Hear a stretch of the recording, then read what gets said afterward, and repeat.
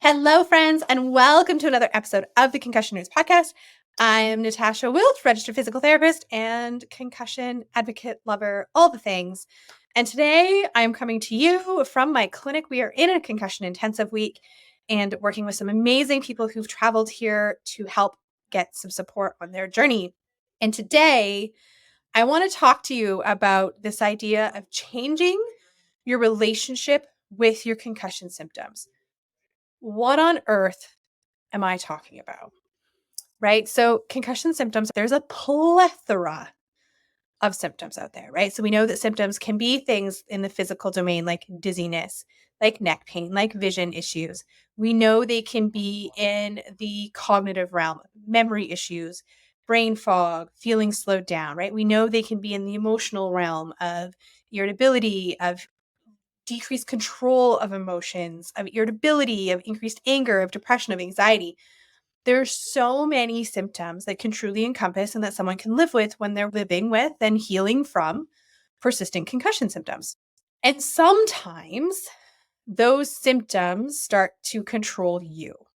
And we start to become fearful of those symptoms. And we start to let those symptoms make our bubble of life smaller and smaller and smaller. So, what are some examples? What do I mean when I say this? This would be if you are somebody who doesn't ever engage in certain activities for fear that your symptoms will increase, or you don't challenge yourself ever for fear that your symptoms will increase, or not wanting to try something new or different for fear of how your body will respond. Now, please know I say this with the greatest level of respect because I also appreciate that it feels garbagey to have symptoms, right? And we were just talking about this today with a client who one of the biggest phases that kind of happens in this PCS recovery is we lose trust in our bodies. And we lose trust in our bodies because the signals our bodies are sending or the way our bodies feel don't make us feel good. And so it makes sense why we start to lose this trust. But then because we've lost the trust, we start to overthink everything. We overthink every feeling. We overthink every movement. We overthink every action. And we don't just trust and flow and instinctually let our bodies make decisions and movements for us anymore. And so this piece of recovery that we also need to do is we need to shift our relationship with our symptoms and we need to begin to build trust and curiosity again and let our body flow to help us continue on this recovery path. So this element number one is fear. Because if we are fearful of symptoms increasing, if we limit ourselves based on fear, that is going to ultimately have this unfortunate positive feedback loop a lot of times where that's going to continue to drive more symptoms, right? So if we're fearful of doing something and then we start to overthink that process, or we think of all the things that could go wrong in that process, then we start to feed forward and then more symptoms come up or the symptoms do come up. Now, this is a catch-22 because I know if your therapist listening to this or you educate your client on energy conservation and planning and pacing, and if you're someone on this journey, when you're planning and pacing, it's because you're pacing for activities that you know flare your symptoms, right? And so it is this catch of we can't hyper focus on the fear of symptoms creating, but we also have this internal acknowledgement of if I go grocery shopping, I know that this is a high symptom provoking activity for me 99% of the time. So I'm just going to do that one red light activity that day and I'm going to scale back. Or I'm going to go try something new today because I feel like I can. And instead of I'm really scared and fearful of what's going to happen and what symptoms are going to come up and how it's going to stop me from doing things for the rest of the day and the rest of the week, instead of going down that cycle, it may be more, okay, I'm going to try this new thing.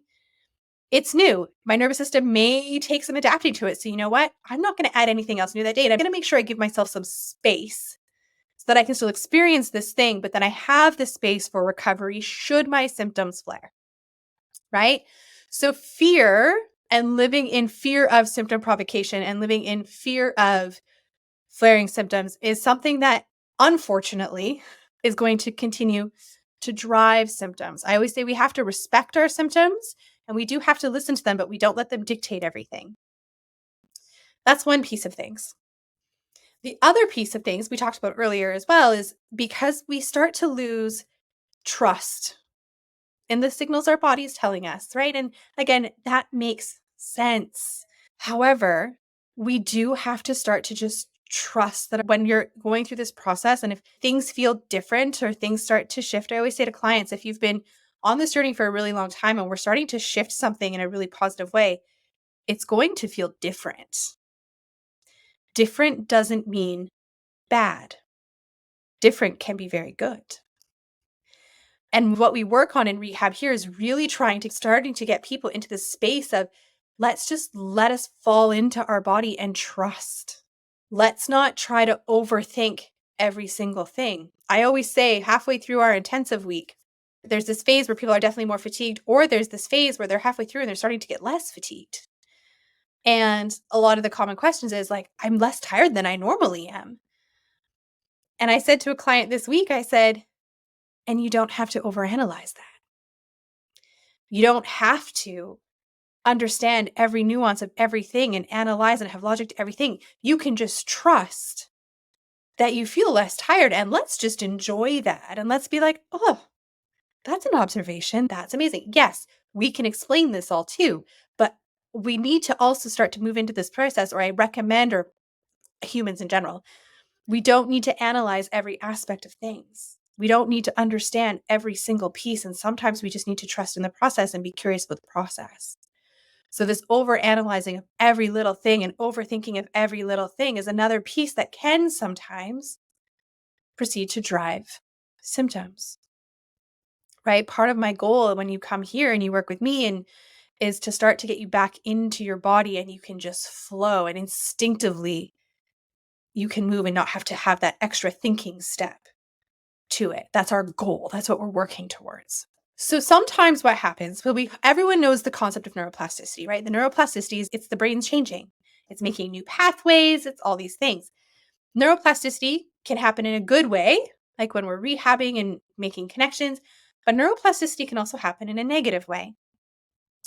And when neuroplasticity happens in a negative way, those are scenarios like chronic pain, or those are scenarios like symptoms that don't always make a ton of sense, right? That they're just wired. That you hear a sound and symptoms.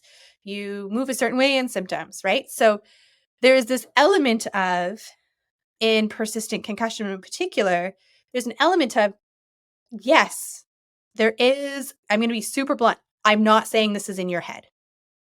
This is not at all what this is saying. For most people on a journey with persistent symptoms, there is an underlying neurological, physiological piece, which is what we do this multi-systems assessment for, right? Where the systems aren't talking well together, that we can gather that data to rehab to help you in your recovery. 100%. Now, there's also, for some people, a component of symptoms that don't always make a ton of sense, right? Or certain things trigger it in a really like repetitive way, or these pieces, and then it limits their certain way, or when they don't think about something, they can do it, but then when they think about it, they can't. Like there's this mismatch in kind of behavior. Again, I'm not saying this is in your head, but what we want to start to try to do, especially if we've been on this persistent realm of things, is we do want to start to try to shift our relationship with our symptoms. And so there is a book. It's called The Way Out by Alan Gordon. And I'm really excited because his executive director of his clinic in California, her name is Vanessa. She is going to actually join us for our upcoming virtual summit this fall. And she's going to join us and she's going to lead a work. She's going to join us for both our clinician track and our client track. And so this model, it comes from, if you read the book, it's called the pain reprocessing model, but there's so much that can carry over into our persistent concussion symptoms. And so she is going to come join us at this summit and go a lot more in depth into this. But I want to introduce this concept of somatic tracking. And if you Google this, there's other podcasts about it and that piece too. And in mini school this coming month, I'm going to lead you through a somatic tracking exercise. So if you're listening to this and you're on a concussion journey and you want to be like led and guided through what I mean by somatic tracking, I'm going to talk about it here too. But if you want to be led through it, come join us. We'll drop the link below. Sign up for mini school. It's our free call each month, and come join us for that. But also, we're going to drop the summit waitlist link. Join if you're interested in the summit.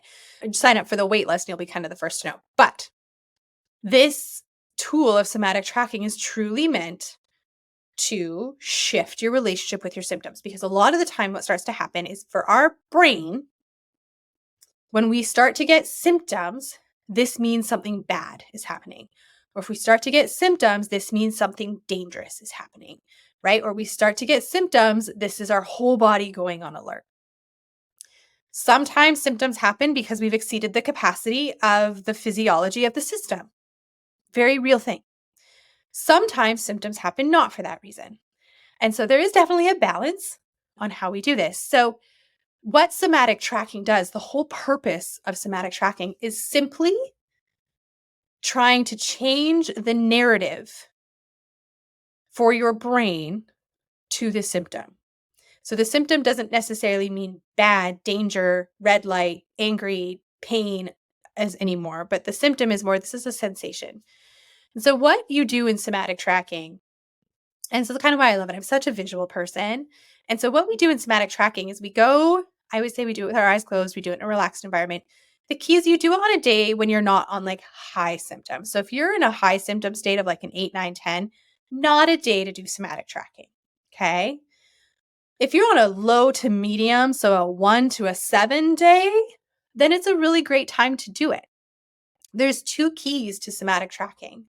Key number 1 is it needs to be curious. It needs to be light. It needs to be like a little bit of fun and playfulness. So for some of our clients, we've had them, and I'm going to give you an example in a second, but we've had them explore their symptoms as they were a butterfly, and they were like flitting around, and they had colors, and they could imagine these things, or they were like, they shrunk themselves to miniature me's, or like they were horses, whatever it was that made this task more fun and giddy and playful for them, right? If it was me leading them through some things, like sometimes I was a giant dork in my explanations, right? So whatever it is that keeps the activity itself lighthearted and fun and a little curious.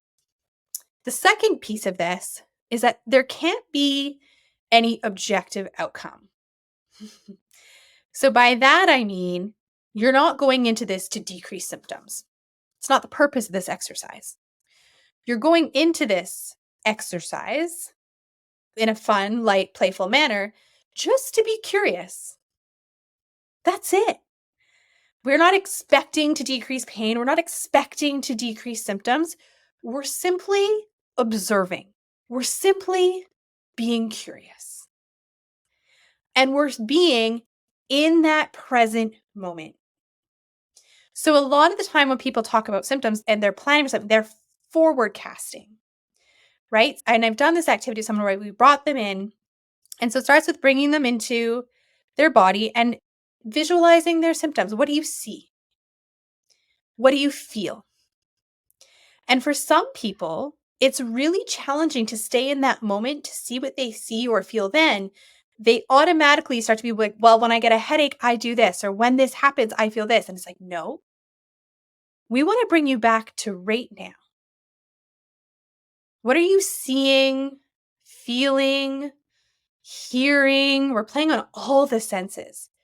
What do your symptoms look like? What do they feel like? Is there a weight to them?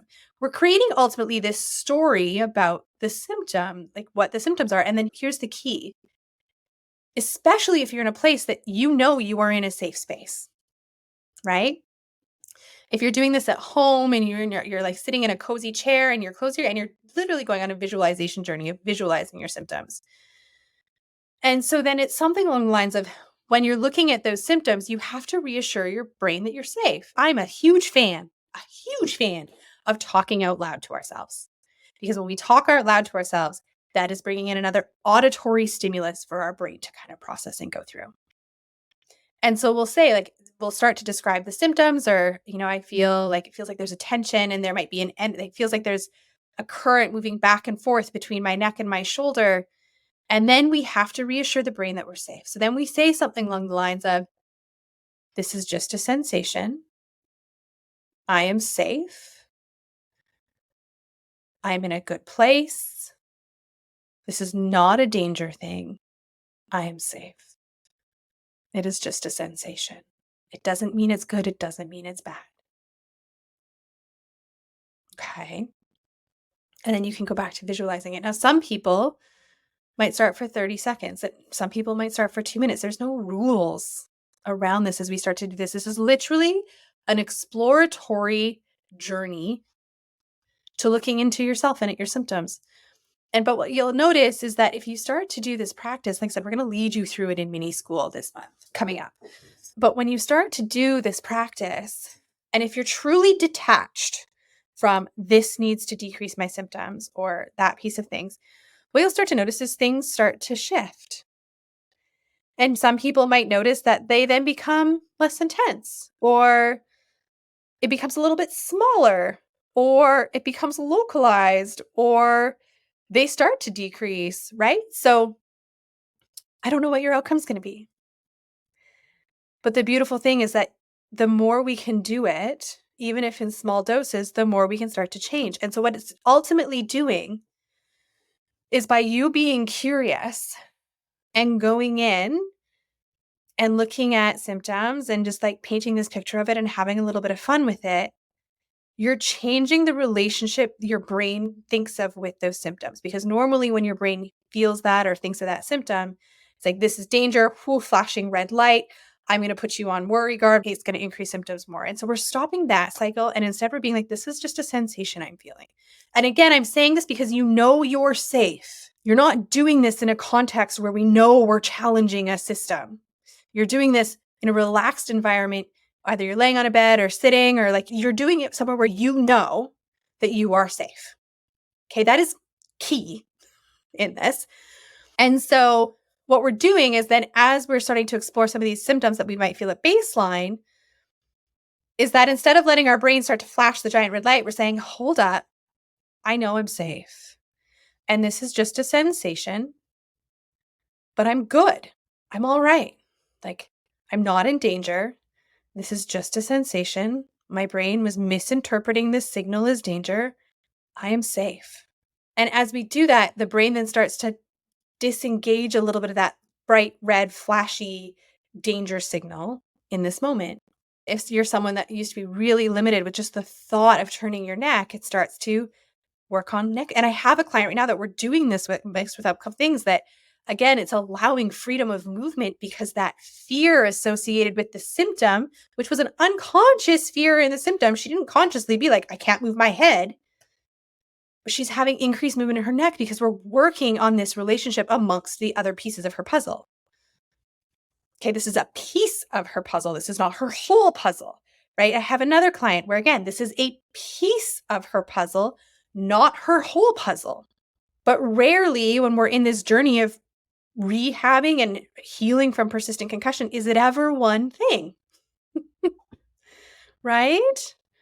And so what this does is in this environment, when you are safe and you know you're not taxing those systems and you're starting to look at these sensations in your body, as we phrase it, as opposed to symptoms, you start to change the narrative of what your brain thinks of that sensation in that moment. And then over time, as you do it and as you continue to do it, it compounds in a really positive way. And then it starts to shift the pain and the symptoms. It starts to limit and decrease the amount of fear that has control over you when it comes to symptoms, right? It starts to open you up again. So if you're somebody who you feel like when you think about going to do something, symptoms increase. When you think about trying something new, symptoms increase. When you can do something without thinking about it and you're fine, but then the second you think about it to do it, symptoms increase. So example, you can rotate your head to the right when you don't really think about it if you're talking to someone and you don't notice it, but the second you have to think about rotating your head to the right, symptoms go through the roof. If any of those things sound like you, or you have chronic pain, then this would absolutely be something that would be worth trying for you. If you want to hear the audiobook, it's called The Way Out. by Alan Gordon. It's great. He explains it beautifully. And again, this concept is this concept of somatic tracking. There's other layers to it, but this is one piece. And again, the two big pieces are that you're going in with curious, fun, light energy. You're not going in to fix yourself. You're not going in to change anything. You're not going in to control. We're going to talk about that in a second too. You're going in curious and fun. And whatever you need to think of to make this more of a fun, like enjoyable, curious activity, whether it's you're shrinking yourself down, whether you're picturing yourself as a butterfly, whatever it is, there needs to be some fun to it. And then the second really important piece is there's no objective at the end. As in, there's no, I'm going in to decrease pain. I'm going in to like settle my symptoms. It is, I'm going in to be curious. I'm simply going in to observe. And I'm open to whatever comes out of this. That's it. You might start with 30 seconds. You might do a minute. You might do 2 minutes. And again, it's however long you can stay playful and fun and curious. If you're in there and you're nice and curious, and then you start to feel yourself shift to, oh, I need to decrease this. Oh, I'm working, then come on out of it. Right. And so for some people, that might be seconds in the beginning. For some people, that might be minutes. Huge caveat of which I'm saying again, this is not me saying that this is in your head. This is me saying that for some people, this can be a component to those persistent symptoms, especially when we're feeling them in those scenarios that I talked about already. That's why you're not going to do this after you've just done a crap ton of vestibular exercises, because the vestibular exercises quite possibly exceeded the capacity of your system and flared your symptoms, right? So this is, again, why we always operate within our 2-point symptom rule when we're doing rehab exercises or we are in the world, because we do still have this respectful relationship with our symptoms that they get to give us information to help us make the decision on when to slow down, pause, or take a break. Your symptoms don't dictate. So let's just think about languaging here for a second. Are your symptoms in control of you, or are you open to the free flow of what happens, right? Your symptoms are information. So when you're out, if you're doing your rehab exercises, right, where you're in a busier environment, your symptoms are giving you information. If they increase by 2 points, that is feedback for you to know you are pushing your limits at that moment. Your system is really having a hard time. And you then get to decide whether you're going to ignore it and push through it, which is obviously not, as you now will know, not what I recommend, because if we repeatedly do that over and over again, it's actually going to decrease your tolerance. But we get to take that information and we get to process that information and be like, okay, this is probably a sign that my symptoms feeling overwhelmed and I need to find a place to kind of chill out and take a break for a bit or change tasks completely, right? The elevation of our symptoms is this communication between us and our bodies that in that scenario, because it makes sense that our symptoms would be elevating, we're going to take that information and make decisions on how to best support ourselves. Okay. We also have to have this piece of where we can't be so tightly gripping on to try to control every aspect of our lives. And I know that's really easy for me to say when I'm not someone living with persistent symptoms. But I also, when I think of control and I think of fear and when I think of these pieces, I don't want you to not have new experiences and new opportunities because you're scared. And again, I understand why you are, but because you're fearful of symptom elevation. Because it's quite possible that that new experience or that new opportunity can be just the beautiful thing you need to replenish your cup and feel so good and have joy. And again, we can look at symptoms flaring as data. We can look at symptoms flaring as feedback for us to take that information in, to process, and then make a conscious decision of, do we rest? Do we keep going? What do we do? That choice is yours. We could go in really deeply in this one because I do think there's a lot of pieces around the mindset piece and the framing and the language.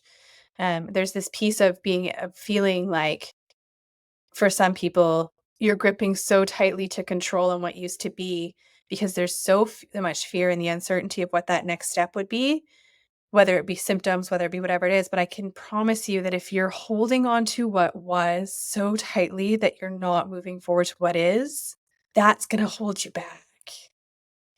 none of us truly know what's going to happen tomorrow.